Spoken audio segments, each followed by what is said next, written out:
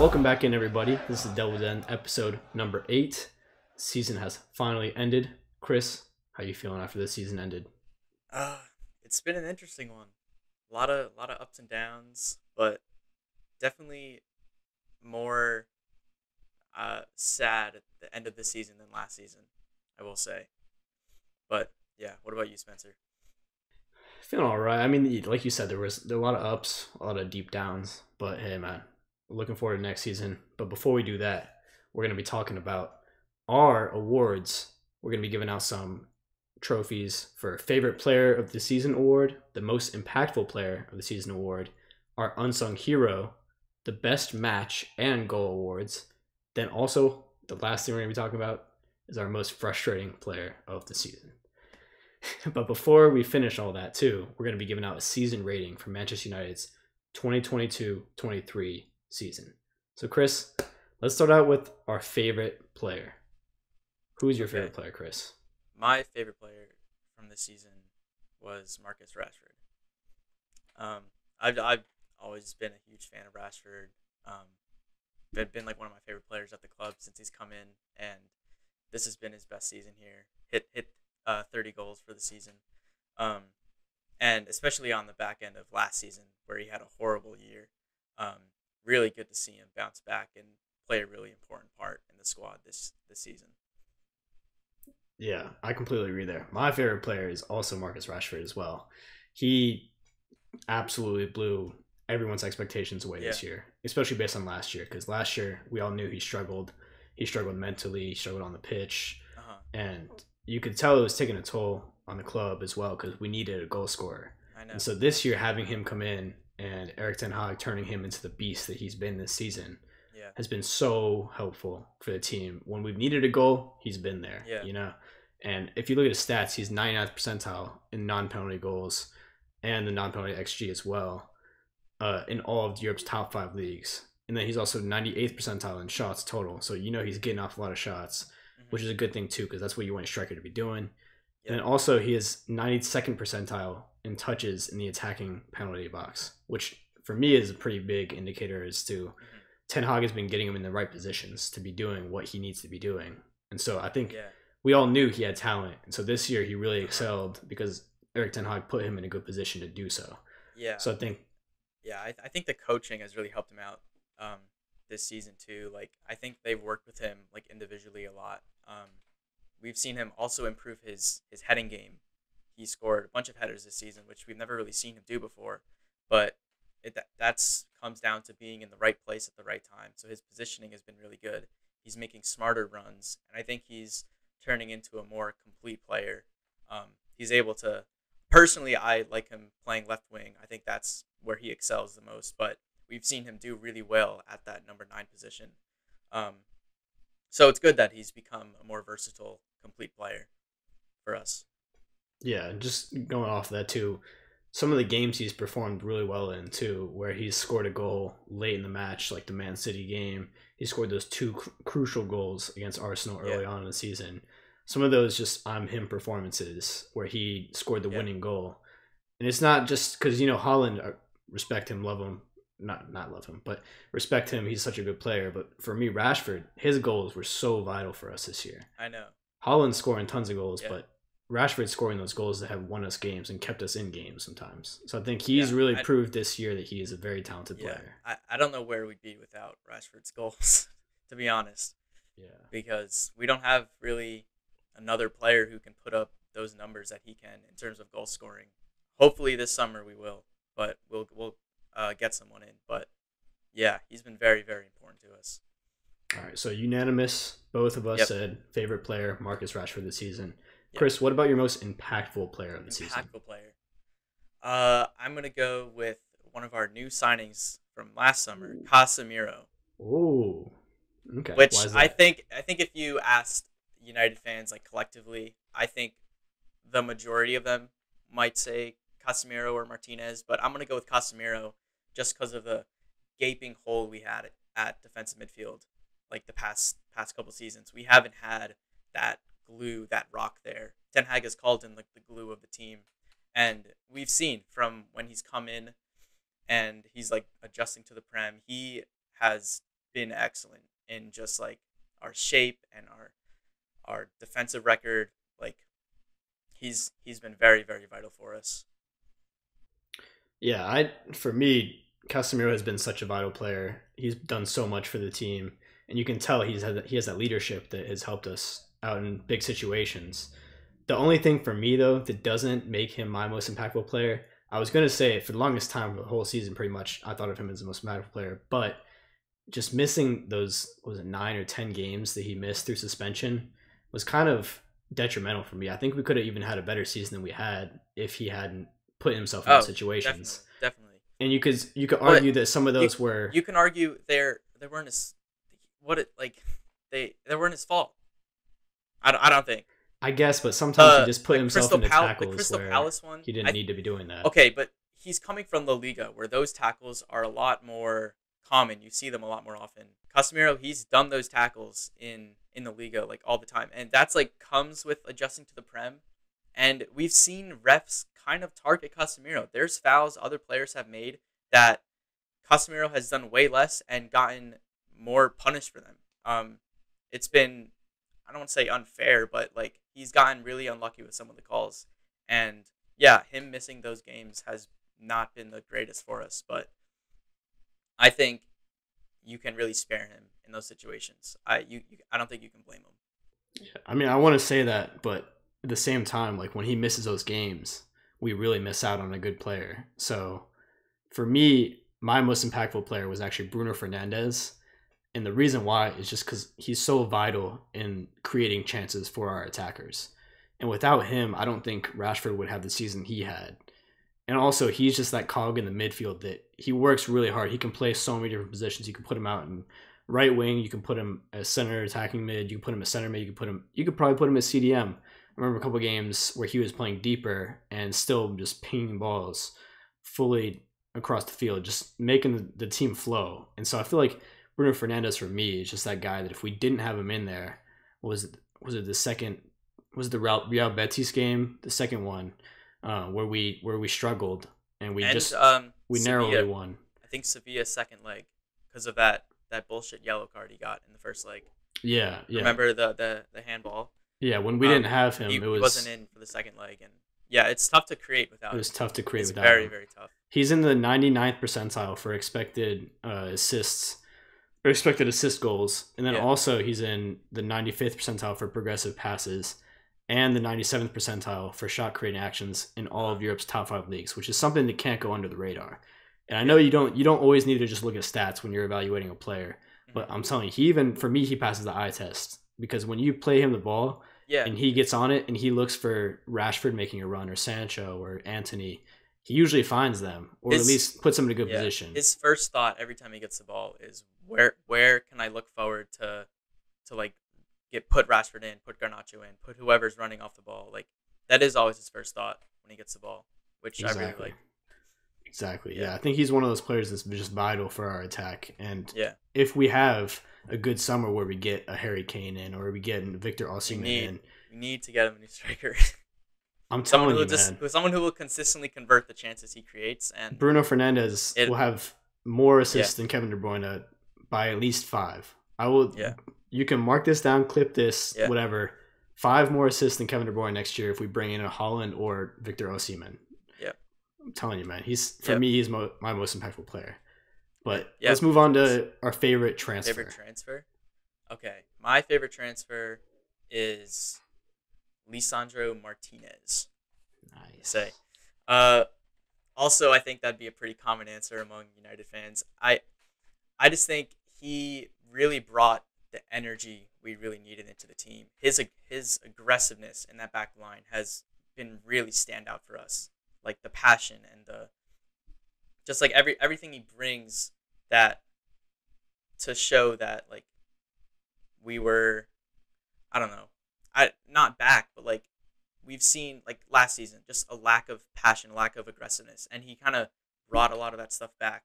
I think every United fan really just fell in love with him, and they were really happy that we brought him in, and especially for Ten Hag, he was such an important player for him at Ajax.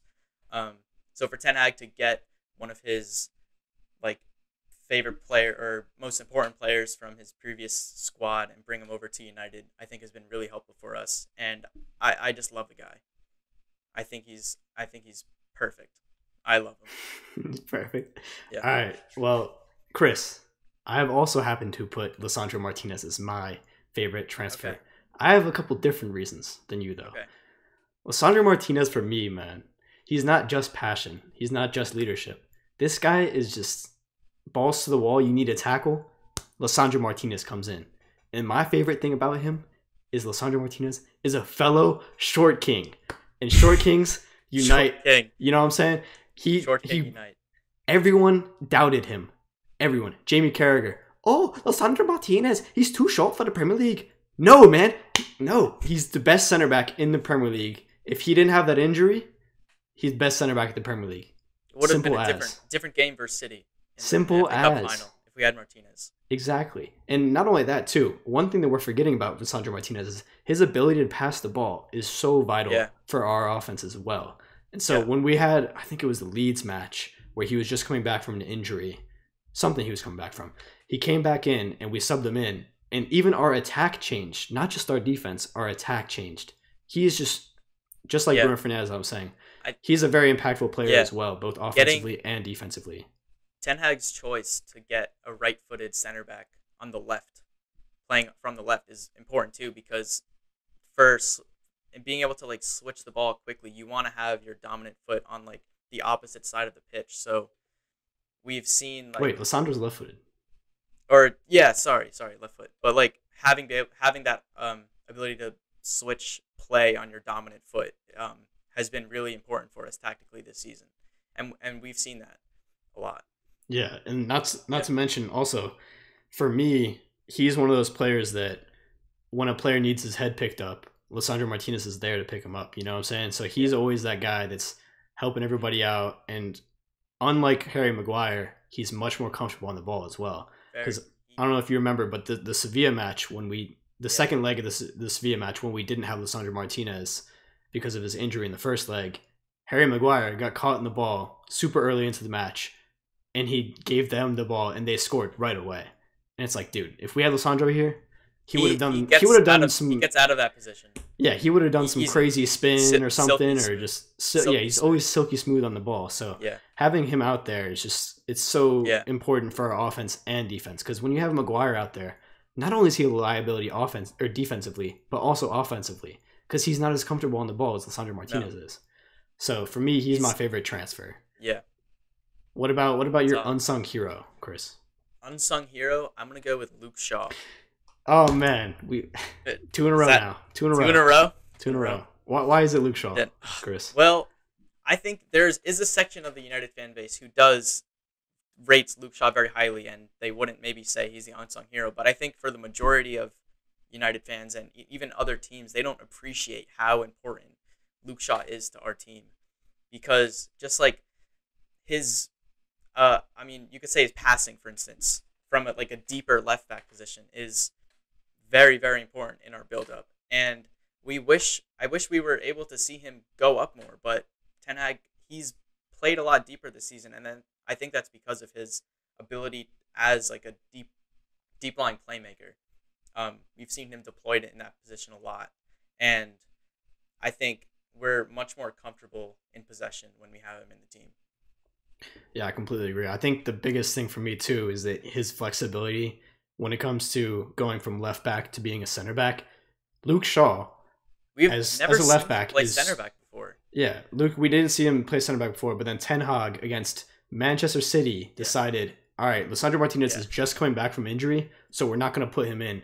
We're going to play Luke Shaw as our left center back against the best striker in world football. And Luke Shaw bossed him. Haaland was a ghost that game. Yeah. Haaland scored a hat-trick in our first match against them. And then in the second game, he had maybe 2 or 3 shots. I don't even know if he had a shot on target, though. Luke Shaw was immense. And when he comes in and plays center back, I might even be more assured than when some of our other center backs play. Because he is just... he pushed down Maguire in the pecking order. Like, he was our... He pushed such a shift in, our third choice center back when fit. Yeah. But the crazy thing is he's so valuable as a left back, too, that It's I just know. it's tough because I'd rather see him at left back because I yeah. think that's where he shines more when he's playing left back. But we've seen him slot in at center back and do brilliantly. Like he's been a natural there, like a veteran.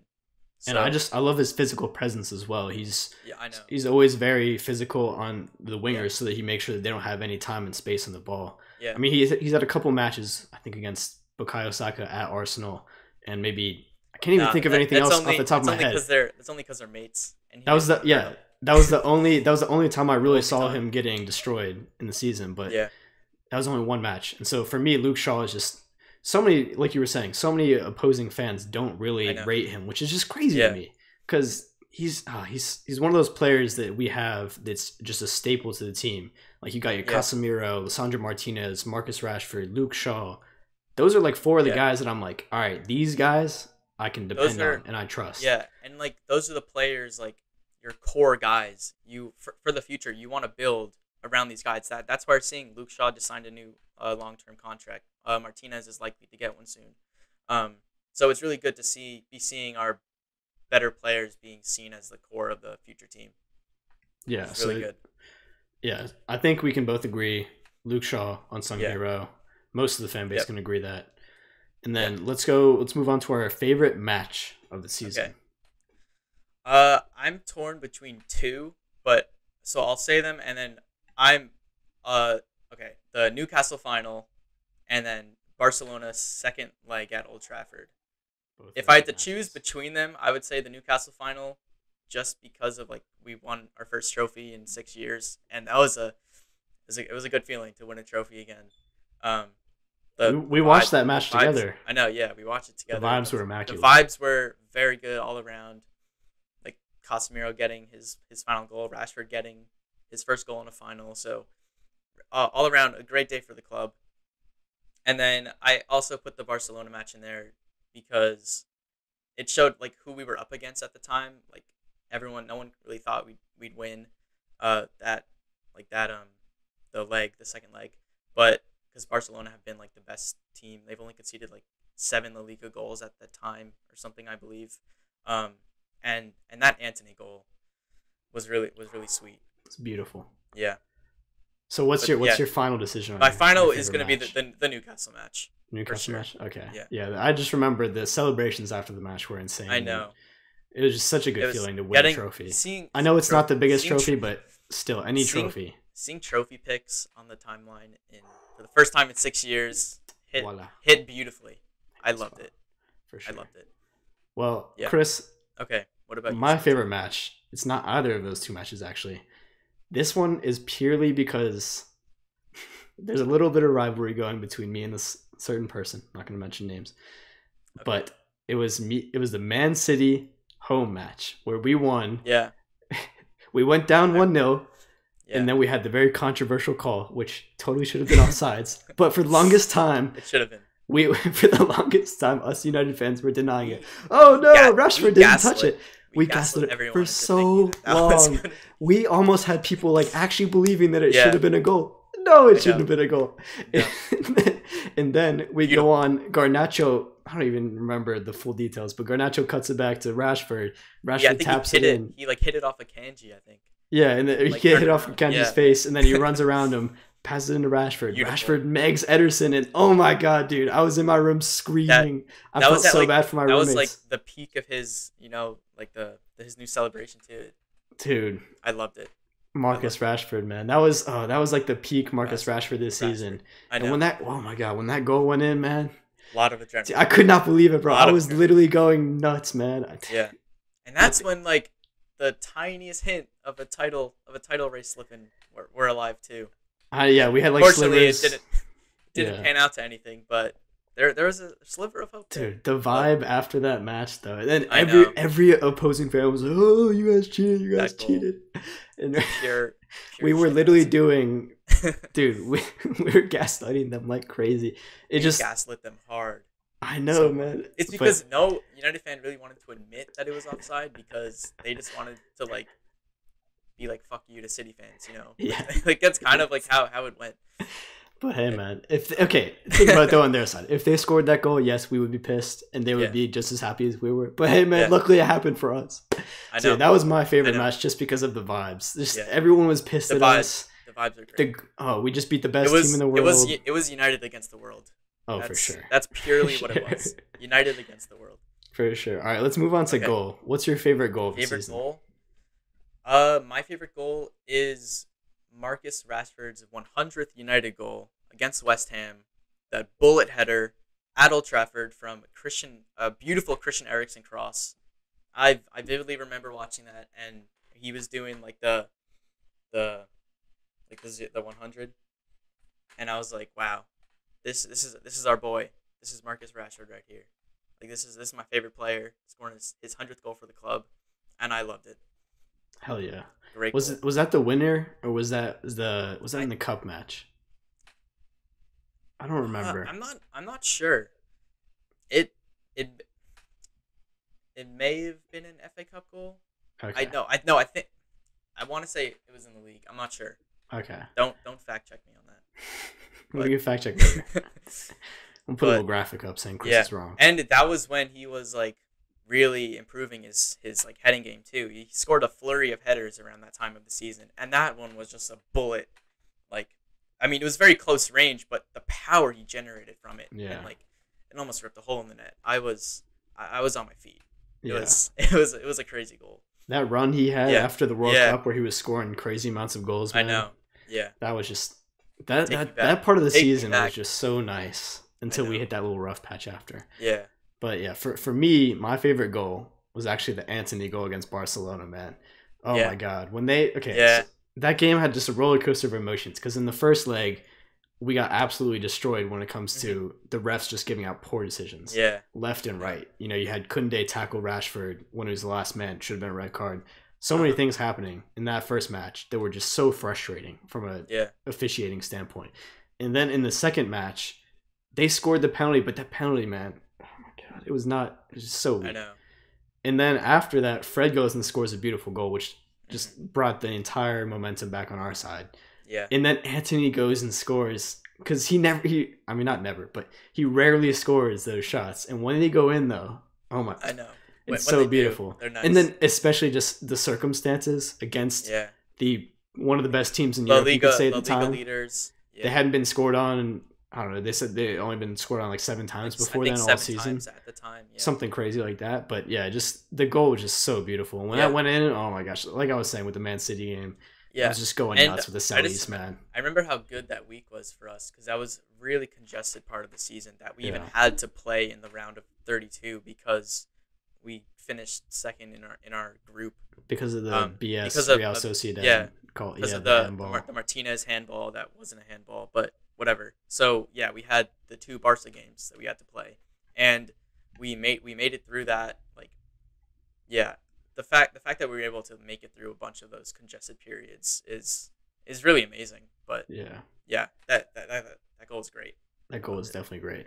All right, we're gonna move on to. This is a bit more of a negative part of the podcast, and I don't like to be negative. No, sometimes you have to do it a little. Okay, maybe I'm not going to be too negative. I'm going to be more constructive. Chris might be a little negative, but we'll see how it goes. I want to get some things off my chest. So the last award, I'll start first, and then you can go. You start. The last award is our most frustrating player of the season award.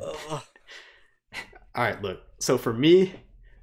I know who you're going to say, but for me, it's going to be Antony, man. It's going to be Antony. I knew you were going to say that. The reason being, okay, and I get he can't control his price tag and all that stuff, so I'm not even looking at that, right? Dude, this man, oh my goodness. When I had seen his highlight reel or his highlights and all this stuff, I was looking forward to the season with him, because I thought he was going to be this explosive winger who could take men on, a lot of pace, stuff like that, but bro, this guy never takes people on. He just always cuts it back. And I get that we're trying to keep possession sometimes, but it's just sometimes when you see a Manchester United winger, you want to see someone with flair. You want to see someone pass somebody, right?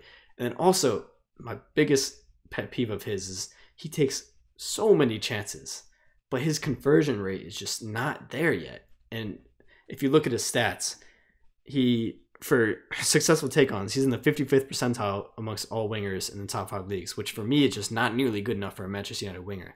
When you look at someone like Garnacho, he's only 18 years old, and he's taking people on with so much confidence.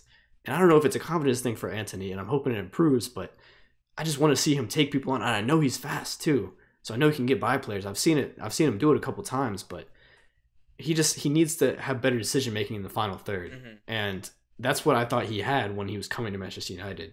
So I'm not going to rule him as a flop, but I would just say he's been disappointing for my expectations of him, I guess you could say. Yeah. So I'm not ruling him out. I still have hope for him, but it just disappoints me when he constantly doesn't take people on, and he constantly misses these chances where I know he's not always going to score them, but at least get them on target. And, sometimes maybe look to your teammates, because there's a lot of chances where I forgot which match. I think it might have been the Real Betis match at Old Trafford where there was a beautiful move. I think if we had scored there, because he had two people to his left that he could have passed to easily, but he tried chipping the keeper and it went over the net. Oh, yeah. You remember that? Yeah, that would have been like one of the silkiest, nicest team goals of the season. And his decision making is just lacking sometimes in the final third. So for me, I want to see him improve on that sort of thing next year. Just making that better decision in the final third, and then also converting, and then also taking people on more. So hopefully we'll see that from him next year. But for me, it's just been quite disappointing. Yeah, I agree with you at like parts of that. I mean, you can't talk about his price tag, but he is coming from like not every player adapts fully and like showcases their full like strengths in the Premier League, especially their first season in. And we definitely will see like more of him. What I like want to say about that is his impact, I think, has really gone under the radar when he's in the team, because when he's not really playing, like when he's been injured and stuff, we've seen I don't know, like we're lacking that like cutting edge when we have the ball and like linking up along the front line. When he's not playing, we don't really see that as much, and I think is important when he is playing. He is important for us, and that's why Ten Hag chooses him all the time when he's fit. We definitely did miss him against City and in like the last few games, but I do agree he is like very inconsistent when it comes with his shot conversion. We've seen him score wonder goals, but then really scuff like the easiest shots. So it is about creating that consistency in his decision making and his shooting accuracy, basically. Yeah. And yeah, I definitely agree with taking on your man. It is frustrating seeing him like get the ball and turn back every time, but that could also be a sign of Ten Hag telling him, we want to keep the ball and we want to break down this line. But it also comes at like a payoff. You do want it to be explosive at times and take on his man. That's like we've seen that a lot with Garnacho, and everyone's like loving that he's taking on his man every time he gets the ball. He's looking to get forward. So yeah, definitely frustrating when Anthony's not doing that all the time, especially on the counterattacks. It's so frustrating on the counter when he gets the ball. Like, when he cuts it back, yeah. And he cuts it back. It's like you just killed the momentum.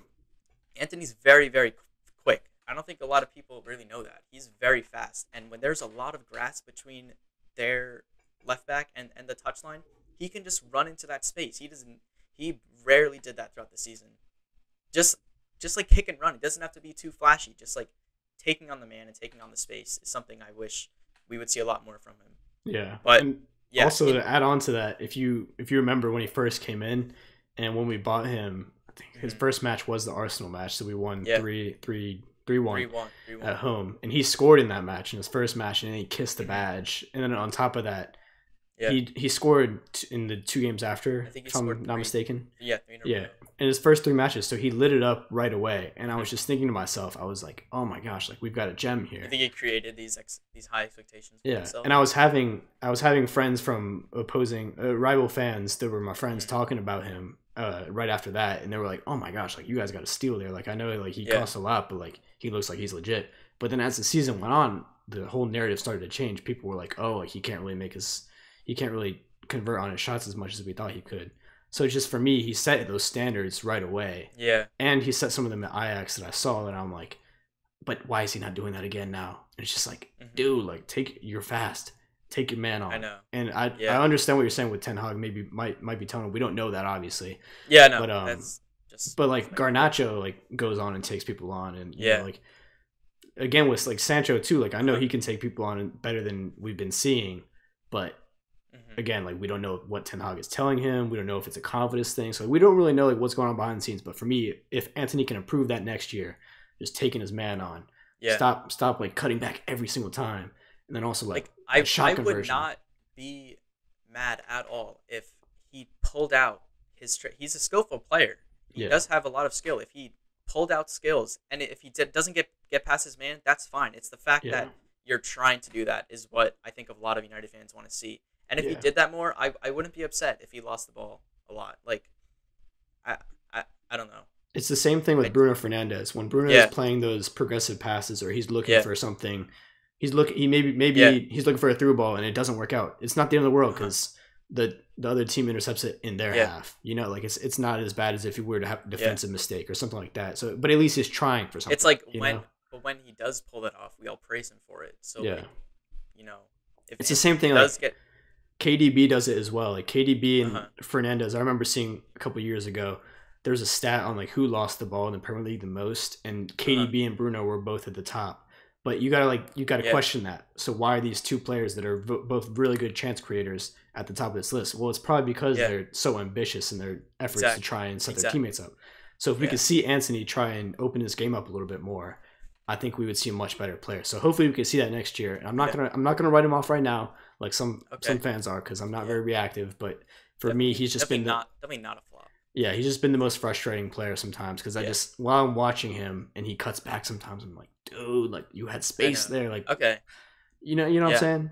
Yeah. So yeah, but let's move on to your frustrating player. Okay. Who's your most frustrating player this Yeah. season? I think we can both guess who that's going to be. And it may not be like because he had high expectations at the start of the season, but um David De Gea for me. David De Gea. Most frustrating player. Just because oh my god. It's where do you even start with him? I don't I don't even know like he really just time and time again just pisses me off. Just everything he does. Remember the West It's Ham match? yeah, I remember the West Ham match. I remember Remember a lot of the The message. Brentford mistake? Yeah, and the FA Cup final too. It's like it's Do you think he could have saved both of those shots though? the the first one like maybe if he actually dove instead of like taking a knee like this okay the second one 100% he should be saving that. I think most keepers in the Premier League should be saving that shot. It was basically like a P roller, had like not a lot of I think it took a slight deflection, was not fast at all, had no pace, and like he got a hand to it. His positioning to begin with was really poor, but I don't know. Me and most United fans are fed up with De Gea as our starting goalkeeper. Um, we're begging for a new modern player. Not even modern, just any keeper who can actually play with the ball and pass forward. And it's and like he doesn't criticize himself ever. You know, Yeah. It he's seems like like his standards have dropped, like just for his himself. yeah. Because And when you hear him in the interviews saying fact I have nothing to prove, the it's just fact like that he's what?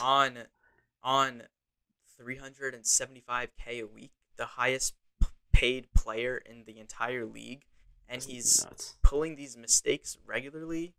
It's you can't win a title or a big trophy with De Gea as your starting keeper. We've seen it time and time again in Europe.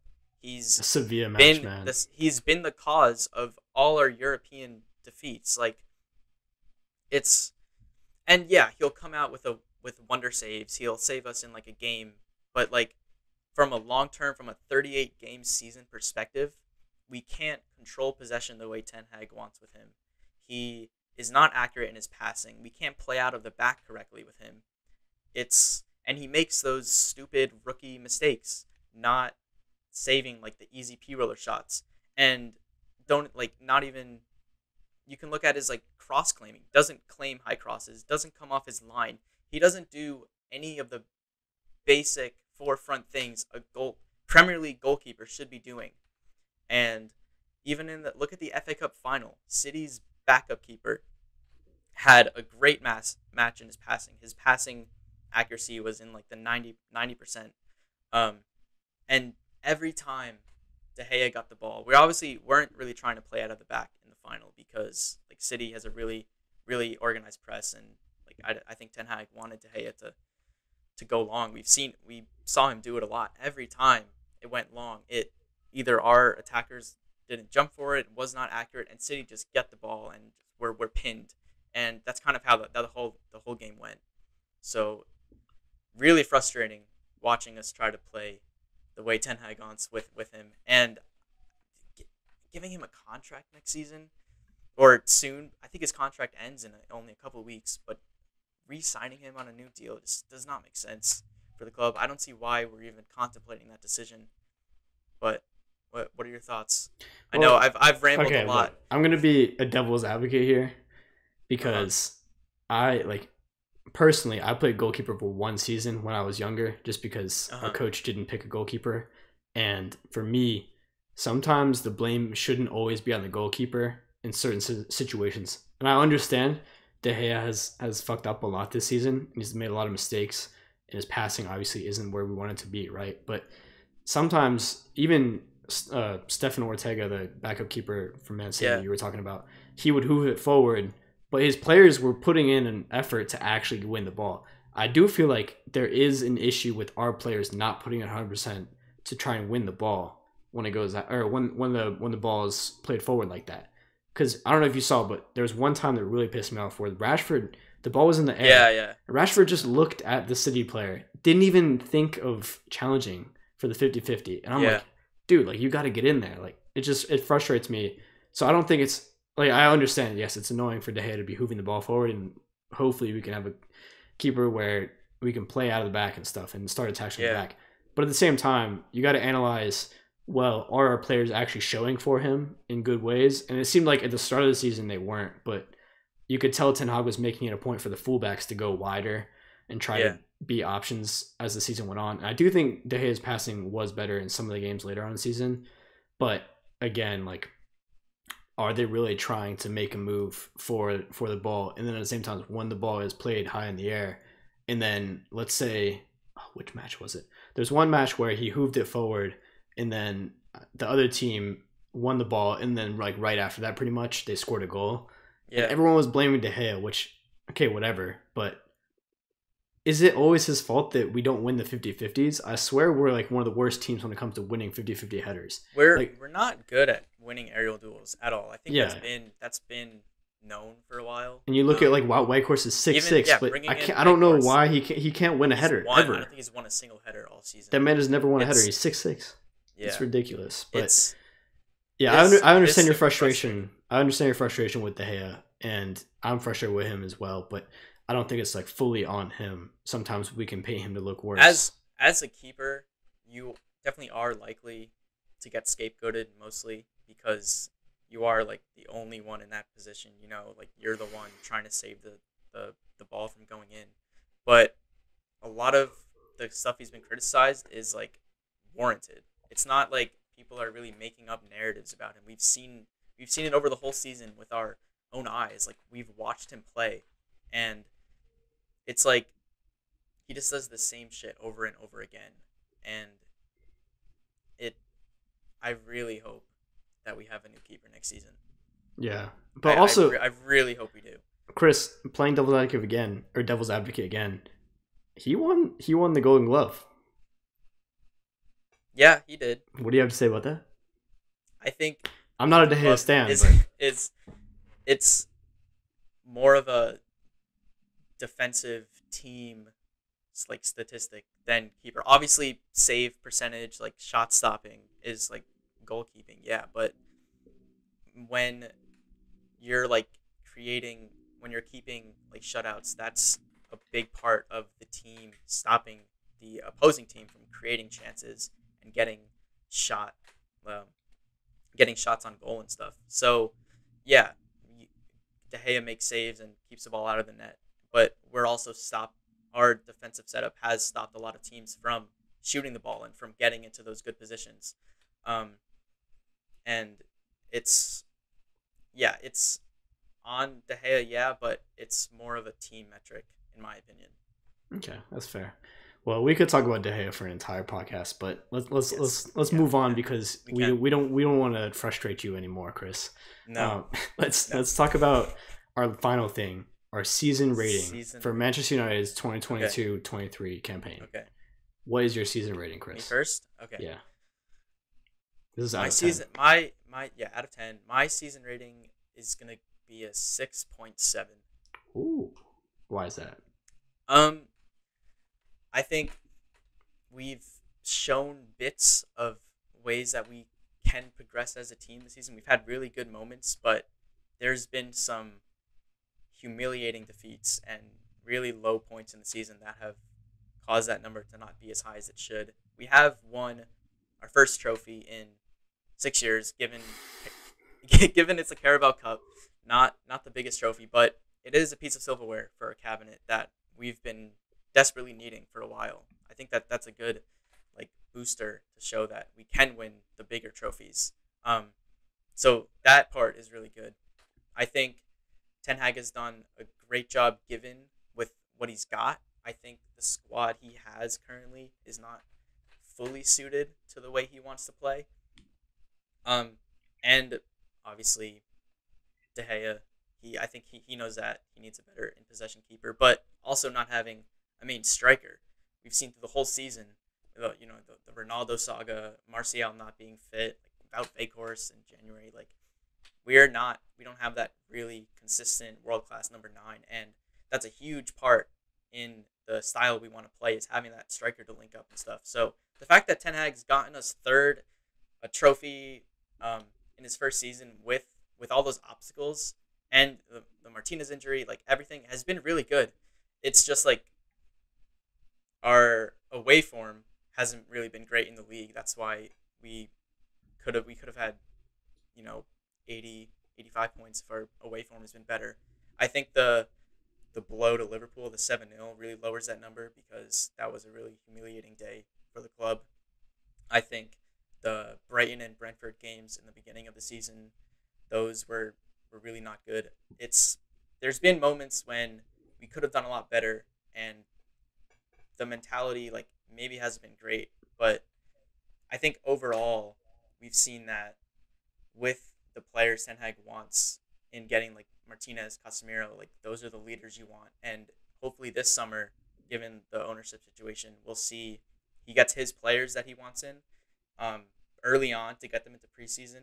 We can see a lot of improvement next season. Um, so I think 6-7 is fair for what we've done in terms of, getting the trophy, but also really having low points in the season. Chris, if I'm being honest, I thought you were gonna go a little bit higher because Higher? yeah, I understand though 6.7. I feel it's Yeah. decent rating. For me though, as a fan, the highs of the season have propelled my season rating to a 7.5. Uh-huh. And the 7.5. reason I gave it a 7.5, look, Arsenal fans have been so ecstatic and excited with Arteta this year, right? And Yeah. rightfully so. I mean, they've had a really good season with him. If I was an Arsenal fan, I would also be excited for the future. I think Yeah. Arteta is legit. Yeah. But if you look at it, like realistically, Man United like we said last podcast. This is one season into Eric Ten Hag's reign as our manager.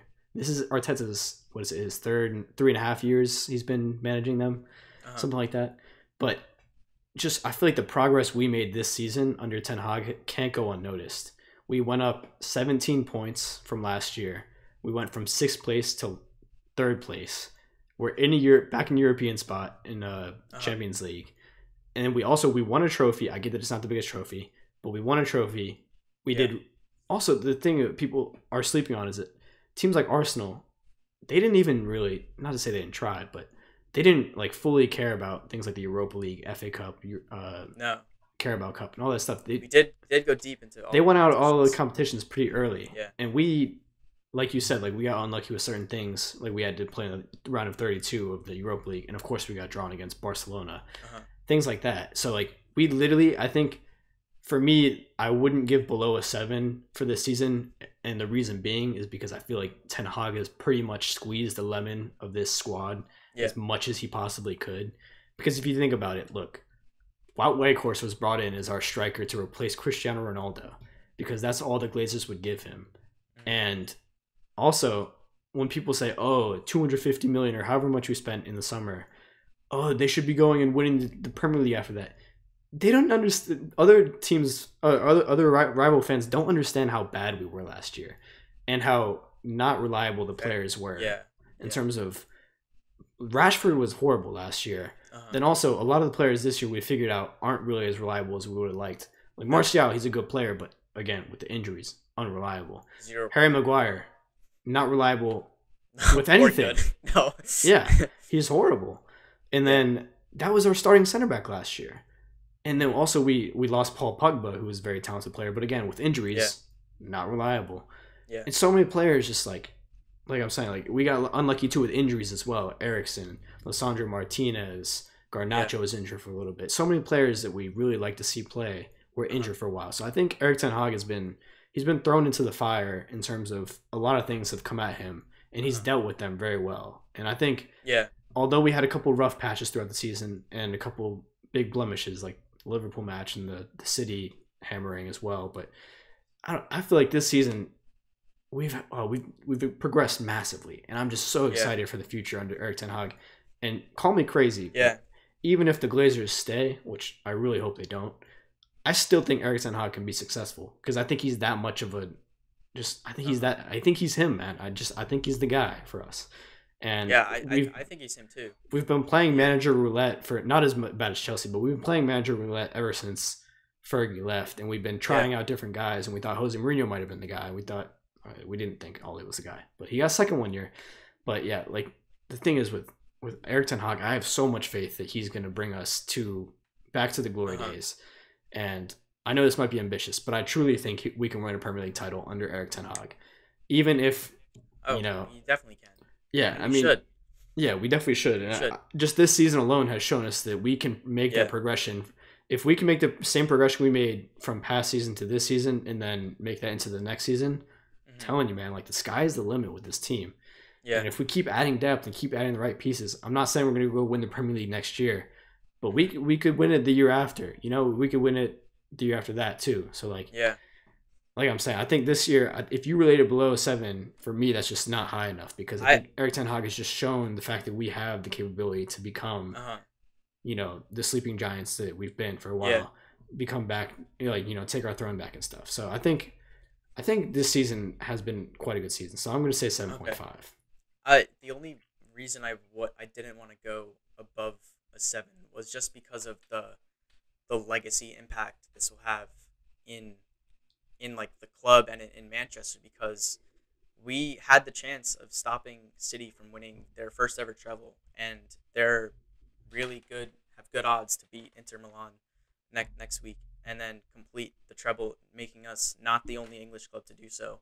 I think we did fail in that aspect to stop them to protect our own legacy and stuff. And the Liverpool match too, like our two biggest rivals we have really like stomping on us, and like it's the tide, we've seen this, the tide has been shifting in Manchester ever since the like Pep has gotten all the money in and everything. But like this season could be that turning point where Manchester City, obviously in terms of like historical size, United is bigger, but this is like the beginning of something that in the way future that is like a monumental like pivoting moment. I really hope that's not the case. I really hope Inter Milan can do us all a huge favor, but the fact we had it in our own hands, and it's like we failed to win the FA Cup, and just that the 7-0, like I know it's one game and it's 3 points, but that's such a huge dent in the club's like history. Like that game will be remembered for forever, basically. Like everyone is going to be talking about it, like as long as time goes on. Because if it were the other way around, if we beat Liverpool 7-0, I know I wouldn't shut up about it, no matter what position the clubs are in. So I just think from like a legacy standpoint and like the size of our club in England, it from that aspect, it really the season had like a huge damper on it. But I agree with everything you said about, you know, with given what Ten Hag's had, that we can win the Premier League under him. I think we will. That's just why I wouldn't give this season above 7. Look, I see what you're saying, but at the same time, I respectfully disagree because the whole 7-0 thing, for me personally, I find it laughable because Liverpool, all they did for the longest time was celebrate that match. But that's such a shallow thing because it didn't even have a momentum swing. I don't know if you remember, but Liverpool lost like their next 3 matches after that. I'm not talking about it that in that game in the moment of the season. I don't think people are going to be talking about it though. People will. No, because we can say to them. Definitely will. Well, we can say to them, "Oh, but where did you end up at the end of the season, though?" No one's gonna remember the momentum shift of the 2023 season in like 30 years. They're just gonna remember that Liverpool beat us 7-0 no, they're not. at Anfield. No, they will. Not. No, they're not. No, because the reason why they're not is because Liverpool didn't do shit for the rest of the season. They didn't win a trophy. It doesn't matter. They didn't make Champions League. They had a horrible season. It doesn't matter. It does matter. It does matter. That matters. It does matter. You know why it does matter? If we beat Liverpool 7-0 last season in that horrible season we had, which we probably wouldn't have, but if we were to beat them, I would always talk about it. I wouldn't care what they'd say about our season because in the end, none of that matters. The fact is you beat your biggest rivals 7-0 at home. It's crazy. I don't know. That moment is 100% going to be talked about. Unfortunately. I'm searching up something. Hold up. Okay, look. Do you still talk about the 2000? Do you remember what happened in the 2011-2012 season when Manchester United played against Arsenal? Do you remember the scoreline? 8-2. Yes, correct. But did people really talk about it that much? Yes. No, they don't. Yes, no. They do. Okay, no. I do not hear people talk about it that much. That was like 10 years ago, and people do not talk about it. It's not like you're talking about it every day, but every year it's always like, oh, on this day, United. No, that does not happen. That is a staple in our history. That is a huge day for our club. Is beating Arsenal. No, it's not. No, it's not. That's bullshit. I'm sorry, Chris. I'm not accepting that. I'm not accepting that. One fucking result. From a legacy, okay, Chris. Legacy bullshit. All right, I'm sorry. Think about this for a second. When you win a match, if say Manchester United scores 20 goals, right, and the other team scores 0. Say it's Man United versus Man City. Man United scores 20 goals. Man City scores 0. How many points do we get on the table for that match? 3. I know 3. That. Exactly. So Chris, but it's not about that. No, Chris. It's not about the table. Yes, it is. Yes, it is. If you think objectively, how many points did Liverpool get from that match? 3. 3, exactly. And how many points did we get from our, 2-1 victory at home to Liverpool? How many points did we get from that match? 3, exactly. Yeah. I'm not talking about the impact that had on the season. I'm just talking about the impact those two clubs had. If a Liverpool fan comes up to me, even this summer, next year, a couple years, whatever, and says, "Oh my God, we beat Man United 7-0." Who gives a fuck? Who gives a fuck? I'm just gonna say we have more English league titles than them. No, but I don't even have to respond to that. I just all right, whatever. Who gives a fuck? You ended up in 5th. We ended up in 3rd. Big shit. I don't know. Our biggest ever. I don't care. I feel like you got to have more mental fortitude, Chris. You're being really sensitive right now. If someone comes up to you and says 7-0, it's about. But the sport is about rivalries and stuff, and having that just like. I don't know. It was. No. Are we going to go up to a Southampton fan and say, "Oh, we beat you 9-0 a couple seasons ago"? We're not bitter rivals with Southampton. Even then, are we okay? But I don't know. You don't flex every win. I feel like you just kind of go over City fans. I don't know. I haven't heard too many go "Oh, 6-3 win." No, it's fucking. It is what it is. It's a loss. It's a win. Whatever. A 1-0. If they beat us 1-0, it's the same amount of points that they get as if they beat us 7-0. Yeah, but it doesn't matter. No one's gonna talk about that one time we beat Liverpool 1-0. It does not matter, dude. No, because it's the same amount of points. There was no momentum swing there. Because you look at the results after. I think we went on a winning streak after that. It's the scope you're looking in is like a little of the season. If you look at the grand timeline of a 30-year span or something, people remember those games. People remember past matches, and that is one game people will always remember. Like I'm sure if we beat them 7-0, I'll remember where I was watching, what I was doing in that time. Chris, let me ask you a question. In the 4 matches after the Liverpool match, did Manchester United lose a game? I think we won. We won on a big streak after that game. We won on a 4-game win streak. In Liverpool's wait. Listen to me. In Liverpool's next match, guess who they played against? They played against Bournemouth. Guess what the result? Guess what the result was? 1-0. 1-0 loss. Then they went on and played against Real Madrid. Guess what the result was? 1-0 Real Madrid win. Oh, that was. Then they played against Manchester City. Guess what the result was? 4-1 Manchester City domination. Then they went and played Chelsea. And this, for me, is the most embarrassing because of how bad Chelsea have been this year. Guess what they did against Chelsea? 0-0 draw. 0-0 draw. Uh-huh. Then they drew against Arsenal. So they didn't win a single game. The next 5 games, they didn't win a single game. Dude, there was no momentum swing there. It wasn't as important of a game as you think it was. I'm just saying that result in the history of the clubs, no one looks at the momentum shift or the 5 games after that. It's just about that one result that happened in time. I don't know. Personally, for me, I don't care about things like that much. So that's just like a personal thing. But hey, if you're sensitive about stuff like that, that's cool. That's cool. I don't know. But for me, I'll always remember where I was when I was watching that game. I don't even remember. The rest of my life, I'll remember where I was. I don't even remember what happened. Driving to Florida. I don't remember where I was. Like, watching the game on my phone. I was probably here. I don't remember. Crying in the back seat. Crying, Chris, man. No, I was not crying. That's pathetic. But I was upset. Head up. I was upset. Okay, no. But, all right, so let's just gloss over our player of the season. So our favorite player of the season, Marcus Rashford, right? Yeah.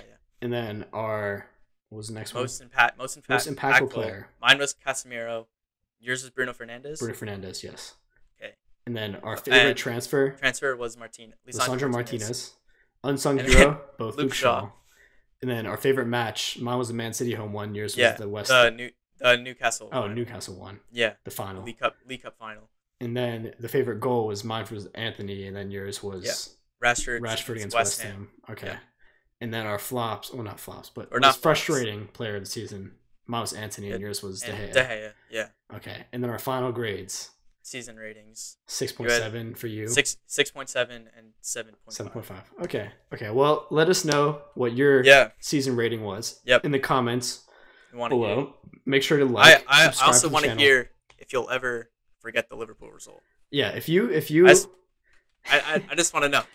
Yeah, comment below your season rating and whether you will forget the Liverpool match. Okay, it's not even just about forgetting, because I have a good memory. I remember like every single match pretty much because I just have like that good memory.